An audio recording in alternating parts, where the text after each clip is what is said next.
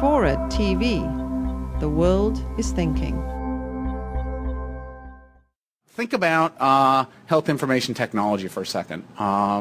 The stimulus bill approach to health information technology was the moral equivalent of writing checks to buy every American a world almanac so that we all had an almanac on our desk.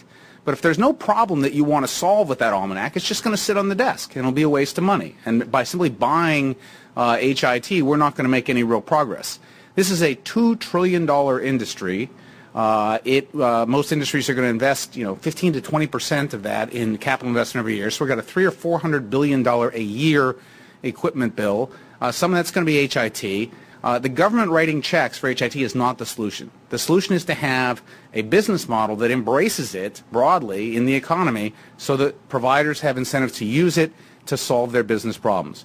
How can you do that? Well, you have to give them some reason to collaborate in a low-cost fashion. And I believe that what we ought to do is take this opportunity in the reform to say to ourselves, who are the high-cost patients? Well, they're the patients in hospitals with conditions that are very expensive and are getting a lot of intensive care.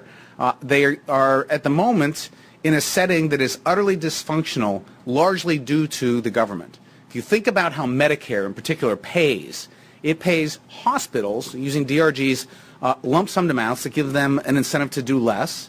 It pays doctors on the basis of fee for service, which gives them a tremendous incentive to do more.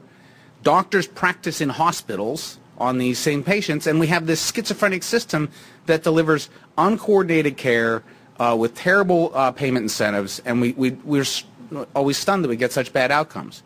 Why don't we pay everywhere we can for an episode of care, pre-admission, hospitalization, post-discharge, pay for the episode of care in a bundled amount to the providers as a group, and give them a real incentive to say, gee, there's the money on the table, the costs of treating this patient, let's reduce the costs, let's collaborate cheaply using the health information technology, let's not duplicate tests because that's expensive, let's know the patient's history instead of taking an erroneous history from the patient, let's build a business model using real payment incentives that causes them to use the HIT.